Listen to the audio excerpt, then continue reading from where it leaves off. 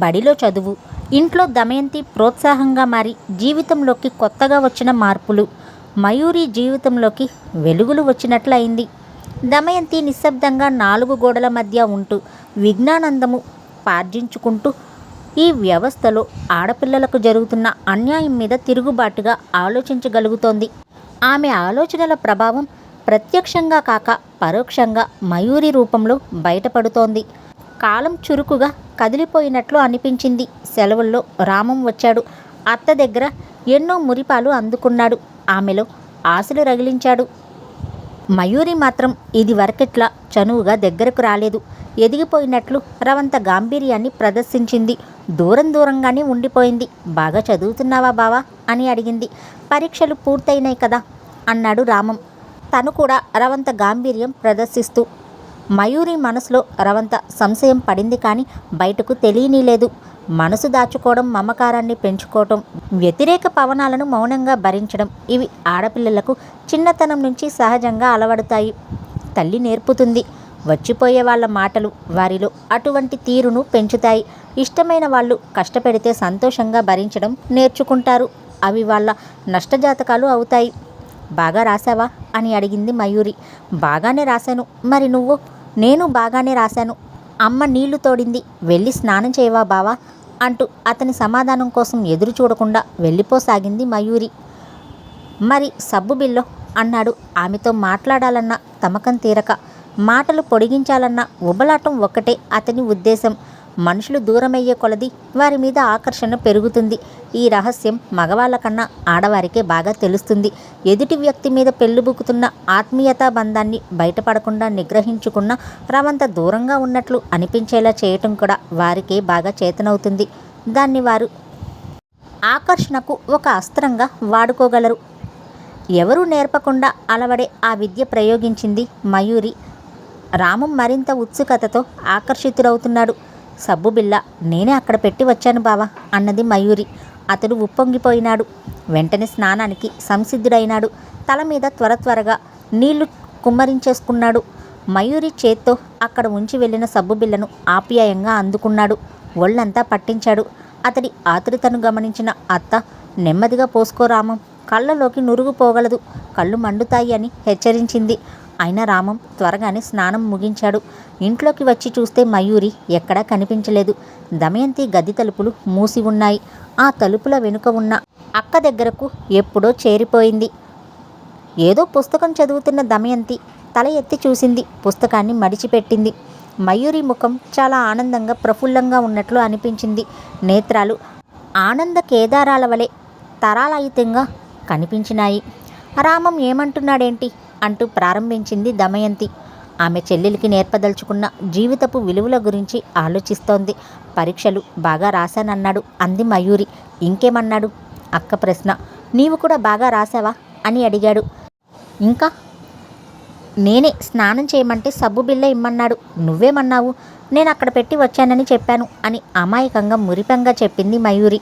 వెంటనే యవ్వనపు నిగారింపుని అందుకోబోతే పసితనపు ఛాయల్ని ప్రాలదోలుతున్న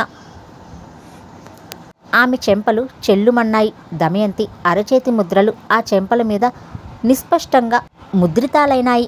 ఉలిక్కిపడి బిక్కమొహం వేసింది మయూరి. దుఃఖభారంతో ముఖమంతా కోసిన కందల, విచ్చిన మందారంలా, పొడిచే ప్రొద్దులా ఎర్రగా అయింది. పిచ్చిముఖం పెట్టుకుని అక్క వంక దీనంగా చూసింది మయూరి. దమయంతి జాలిపడలేదు. ఆమె ముఖం మరింత గంభీరంగా అయిపోయింది. పక్కకు చూస్తోందామె. మయూరి, నేనెందుకు నిన్ను కొట్టానో రవంతసేపు పోయాక చెప్తాను, అందాక మౌనంగా ఉండు అన్నది దమయంతి ఆదేశించే స్వరంతో.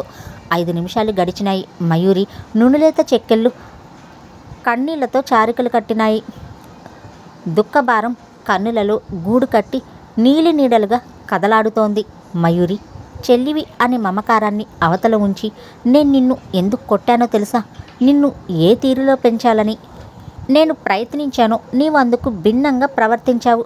ఆడపిల్లలందరూ ఎక్కడ తప్పుగా ఆలోచించి బ్రతుకు సుఖాల్ని, వ్యక్తిత్వాల్ని బలి చేసుకుంటున్నారో అక్కడే నీవు తప్పుగా ఆలోచించడం ప్రారంభించావు. యవ్వనం అనేది ఒక రంగుల వల. ఎంత అనుభవించినా తృప్తి తీరని ఒక కళ లాంటిదమ్మా. మగవాడి స్థితి వేరు. ఈ సమాజంలో అతనికున్న స్థానం ఉన్నతమైనది. ఈ ప్రకృతి ఆడదాన్ని అనేక విధాలుగా కట్టడి చేస్తోంది. అవన్నీ నీకు తెలియాలి. జీవితపు విలువలు, జీవితంలోని అగాధాలు అన్నీ తెలిసేలోపు నీలాంటి నాలాంటి ఆడవాళ్ళు ఒక వరవడిలోకి తోసివేయబడుతున్నారు. జీవితం అంటే ఒక అవగాహన లేకుండా జీవితంతో విసిరేయబడుతున్నారు.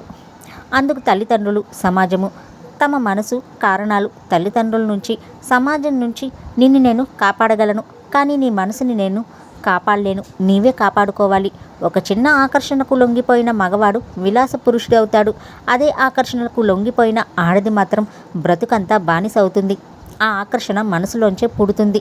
నీ మనసు నీ స్వాధీనంలో లేనినాడు నీ భవిష్యత్తు కూడా నీ అదుపులోంచి తప్పిపోతుంది. చెల్లి, నేను కొట్టానని నీవు బాధపడకు.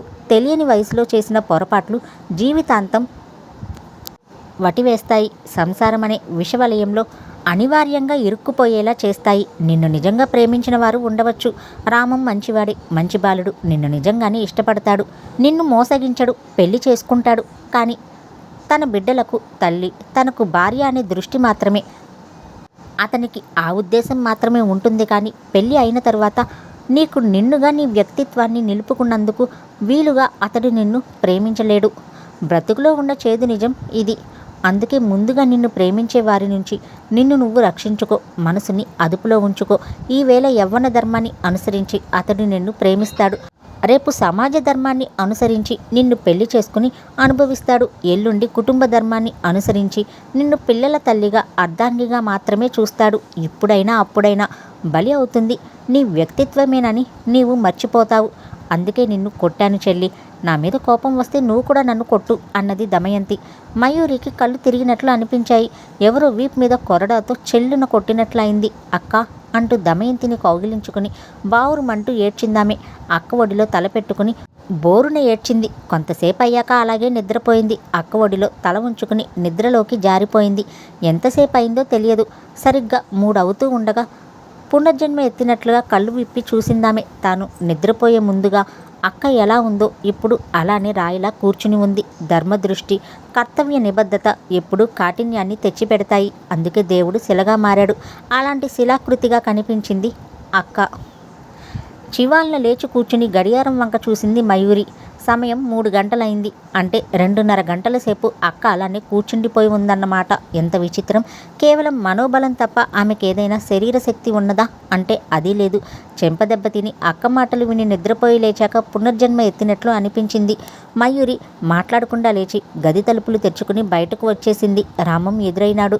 మయూరి, అత్త నిన్ను నన్ను వెంటబెట్టుకుని సాయంత్రం గుడికి తీసుకుని పోతానంది అన్నాడు ఉత్సాహంగా. మయూరి అతని ఉత్సాహాన్ని గమనించింది కానీ తలెత్తైనా చూడలేదు. మామూలుగా నడిచి వెళ్ళిపోయింది. తన గదిలోకి వెళ్ళాక వాకిలి దగ్గరే నిలబడి, అక్క నేను రేపు తెల్లారక ముందే గుడికి పోతున్నాం. అందునుంచి ఈ సాయంత్రం నేను రాను అని చెప్పింది. రామం చెప్పే సమాధానం కోసమైనా ఎదురు చూడకుండా తలుపులు బిడాయించుకుంది మయూరి. రామం బొమ్మలా అయినాడు. దమయంతి నగరంలో తనకు తెలిసిన ఒక స్నేహితురాలికి ఉత్తరం రాసింది. నీ సాయం కావాలి, వెంటనే ఒకసారి వచ్చి కనిపించు అని రాసిందామె. ఆ స్నేహితురాలి పేరు శకుంతల. 1 వారం రోజులు తిరగకుండానే వచ్చింది శకుంతల. ఉత్త మొండి మనిషివి, బండరాయి లాంటి దానివి. నీకు నేను జ్ఞాపకం వచ్చానంటే అదే చిత్రం. ఇంక నీవు నాకు ఉత్తరం కూడా రాశావు అంటే భూమి గుండ్రంగానే ఉన్నదా అన్న అనుమానం కూడా వచ్చింది నాకు. చేయి గిల్లుకుని చూసుకున్నాను అన్నది శకుంతల దమయంతిని ఉద్దేశించి. దమయంతి చాలా నెలల తర్వాత చిన్నగా నవ్వింది. ఇంకా నయం, నీ చెయ్యి గిల్లుకోబోయి పక్కనున్న మీ వారి చెయ్యి గిచ్చుతానేమో అనుకున్నాను అన్నది దమయంతి. శకుంతల పెద్ద పెట్టున నవ్వేసింది. అక్క అలా నవ్వడం, జోక్స్ వేయడం చూసిన మయూరికి మూర్ఛ వచ్చినంత పనైంది. శకుంతల చెప్పే మాటలు వింటూ రెప్పవేయక ఆమె వంకే చూడసాగింది. దమయంతి శకుంతలకు చిన్ననాటి నుంచి స్నేహం. శకుంతల MA ఫస్ట్ క్లాస్ సంపాదించింది. పోస్ట్ గ్రాడ్యుయేషన్లో ఉండగానే లౌక్యంగా ఓ లెక్చరర్తో ప్రేమాయణం సాగించింది. ఒడుపుగా అతని మెడలు వంచి తాళి కట్టించుకుంది. ఆ లెక్చరర్ మహాశయుడు. అర్ధాంగి ఇంటి దగ్గర కూర్చుంటే ధారాళంగా పుస్తకాలని, సినిమాలని, డబ్బు తగలేస్తుందని ఆమెకు తను పనిచేసే కాలేజీలోనే ఉద్యోగం వేయించాడు. ఆర్థిక స్థితి మెరుగైంది. ప్రొద్దుటే లేవడం, వంట పనులు, ఇంటి పనులు కలిసి చేసుకుని పోవడం, కలిసి తినడం, కలిసి కాలేజ్కి వెళ్ళడం, కలిసి తిరిగి రావడం, వచ్చాక పార్కుకో సినిమాకో కలిసి వెళ్ళడం, సెలవు రోజున అతను పుట్టిన గ్రామానికో ఆమె పుట్టినింటికో వెళ్ళడం, వారి కార్యక్రమాలు. మరి పిల్లలు కావాలన్న ఆలోచన లేదా అని అడిగింది దమయంతి శకుంతలను. వద్దు బాబోయ్, పిల్లల బాధ ఇప్పట్లో పడలేను. పూర్వకాలంలో అయితే బిడ్డలు కలగకపోవడం భగవంతుడి దయ. అప్పుడైతే అంతా ఆ పైవాడి చేతుల్లో ఉంది అని అనుకోవాలి. ఇప్పుడు అలా కాదుగా, అంతా మన ఫ్యామిలీ డాక్టర్ చేతుల్లోనే ఉంటుంది. అందునుంచి ఆ పద్ధతిలో ఆపేశాం అంది శకుంతల ఆ పద్ధతి అనే మాటను ఒత్తి పలుకుతూ. ఓహో, తెలివైన దానివే. జీవితం అంటే నీకు వడ్డించిన విస్తరిలా అయిందన్నమాట. సంతోషం అన్నది దమయంతి. శకుంతల గంభీరంగా అయింది. మాట్లాడలేదు. ఎందుకోయ్ ఇంత అర్జెంటుగా పిలిచావు అని అడిగింది శకుంతల. దమయంతి స్థిమితంగా కూర్చుంది. శకుంతల సూటిగా చూసింది. నాకొక సాయం కావాలోయ్ అంది. అంతకంటేనా? చెప్పు, ఏం కావాలో. మయూరిని మీ ఇంట్లో కొంతకాలం పాటు ఉండనివ్వాలి. దాని చదువు అక్కడే సాగాలి. కొంతకాలం పోయాక నేను వస్తాను, అక్కడే ఉంటాను. మయూరిని నా దగ్గరే ఉంచుకుని చదువు చెప్పిస్తాను. ఇప్పుడే సెలవులైనాక వెంట పంపాలనే కారణం ఏమంటే దానికి డాన్స్ నేర్పించాలి. సెలవులు దానికి వృధాగా పోనివ్వకూడదు అని చెప్పింది దమయంతి. శకుంతల అయితే చాలా సులభంగా అలాగే లేవోయ్, ఇంత మాత్రం దానికి అంత సీరియస్గా అడగాల ఏంటి అంది. కానీ ఆ మాటలు విన్న మయూరి మాత్రం ఉలిక్కి పడిపోయింది. ఈ ప్రోగ్రాం గురించి ముందుగా తనకు రవంతైనా తెలియదు.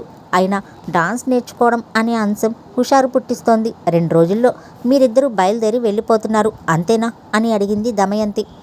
అవునని తల ఊగించింది శకుంతల. ఆమె పుట్టింటి వారు దగ్గరలోనే ఉన్నారు. అందునుంచి వెంటనే వెళ్ళిపోయింది. డాన్స్ నేర్చుకోవడం నీకు ఇష్టమే కాదు అని అడిగింది దమయంతి మయూరిని ఉద్దేశించి. మయూరి నవ్వుతూ అక్క ఒడిలో ముఖం దాచుకుంది. ఆ సాయంత్రం పాలు పితుకుతూ తల్లి మయూరిని కేకపెట్టింది. లేగదూడ పొదుగు మీదకి ఎగబడుతోంది. పాలు పితకడం పూర్తయిందాకా తాడు పట్టుకో అని హెచ్చరించింది తల్లి. మయూరి లేగదూడ తాడు పట్టుకుని ఉంది. ఈ చదువుల పేరుతో పని పాటలు మర్చిపోయి సోమరిపోతులవుతున్నారు.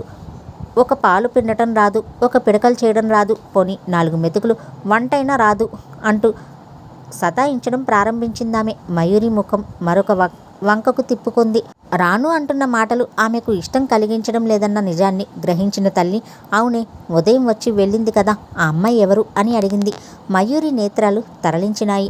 ఉదయం నుంచి అమ్మతో చెప్పాలని ఉబలాట పడుతున్న సంగతులు చెప్పేందుకు అవకాశం కలిగినందుకు ఎంతో సంతోషించిందామె. ఇంకా తల్లిని మాట్లాడనివ్వలేదు. అమ్మ, ఆమె చాలా పెద్ద చదువులు చదువుకుంది. భార్యాభర్తలిద్దరూ లెక్చరర్లంట. పిల్లలు కూడా లేరట. కలిసి కాలేజ్కి వెళ్తారట, కలిసి వస్తారట. ఇద్దరు కలిసి సినిమాలకు పోతారట. అంతేకాదు, వంట పని ఇంటి పని కూడా ఇద్దరు కలిసే చేసుకుంటారట అంటూ కిసుక్కున నవ్వింది మయూరి. నవ్వుతున్నప్పుడు 2 చేతులు మూతికి అడ్డు పెట్టుకుంది. ఆ సమయం చూసుకుని లేగదుడ ఒక్క గెంతు గెంతింది. దాంతో పలుకుతాడు కాస్త కిందకి చేజారిపోయింది. అది వెళ్ళి మయూరి తల్లిని పక్కకు నెట్టేస్తూ పొదుగు మీదకి ఎగబడసాగింది. తల్లికి ఒళ్ళు మండిపోయింది. తూలిపోకుండా తనని తాను నిలువరించుకుని కూర్చుంది. పలుపుతాడు మళ్ళా మయూరికి అందించింది. ఎందుకొస్తుందా వెకిల్ నవ్వు? వాళ్ళిద్దరూ కలిసి ఇంటి పని వంట పని చేసుకుంటే నువ్వెందుకు విరగబడతావు? అది పట్నం వాసనేమో. ఇద్దరు 2 చేతుల సంపాదిస్తారాయే. అందునుంచి ఆ పని ఈ పని కలిసి చేసుకుంటారు కాబోలు. ఆ పిల్లాడు మంచివాడై ఉంటాడు. మీ నాన్న ఉన్నాడు చూడరాదు, అసేవ్ ఓసేవ్ అని కేకలు పెట్టుకుంటూ వీధిలోంచి పిలుస్తాడు. ఏ పనిలో అయినా కాస్త సాయం అందిస్తారా? చేతులు మాసిపోతున్నట్లు ఒకటే నాజూకు. ఆడదంటే పని మనిషి అన్నట్లు ప్రవర్తిస్తారు. అందరూ అలాగే ఉంటారంటావా? రేపు నీ మొగుడు కూడా అలాగే చూసుకుంటాడేమో నిన్ను. ఎవరు చూశారు అన్నది తల్లి. అప్పుడే ముగ్గులోకి దింపుతోందని గ్రహించింది మయూరి. ఎలాగైనా మాట తప్పించాలి. నువ్వు చెయ్యనిస్తే కదా నాన్నగారు చేయటానికి. ఏ పని చెయ్యాలన్నా నేను చేసుకుంటాలేండి అంటూ అడ్డొస్తావు. అందుకే ఆయన సోమరిపోతులా తయారైనారు అన్నది మయూరి. తల్లికి కళ్ళు ఎర్రగా అయినాయి. మయూరి చేతుల్లోంచి పలుపుతాడు విసిరిగా లాక్కుని లేగదూడ వీపు మీదకి విసిరిందామే. లేగదూడ చెంగున అడుగులు వేసుకుంటూ తల్లి పొదుగు మీదకి ఎగబడి ఆవురావురుమంటూ పొదుగులో తల దుచ్చి కుమ్మసాగింది. ఏం కళ్ళు నెత్తికొచ్చాయా? నాన్నగారిని సోమరి అంటావా? మక్కెలిరగదంతాను. నేనంటే అంటాను, నువ్వెందుకు అనాలే? పెద్ద చిన్న తారతమ్యాలు ఉండనక్కర్లేదా? ఈసారి అలా అన్నామంటే కాళ్ళు విరగ్గొడతా, జాగ్రత్త అని హెచ్చరించింది తల్లి. మయూరి ఉలిక్కి పడింది. తాను చేసిన తప్పిదానికి తనను తానే నిందించుకుంది. నెత్తి మీద తల్లి చూడకుండా చిన్న మొట్టికాయ అంటించుకుంది కూడా. అమ్మ, ఇంకెప్పుడు నా దగ్గర పెళ్లి ప్రస్తావన తేకే. నేను శకుంతల గారింట్లో ఉండి నగరంలో చదువుకుంటాను. ఈ సెలవుల్లో డాన్స్ కూడా నేర్పిస్తానంది అక్క. అందుకే పిలిపించింది ఆమెను అంటూ మిగిలిన సంగతి అంతా చెప్పేసింది మయూరి. తల్లి ఆ మాటలు విని అలాగే నిల్చుండిపోయింది.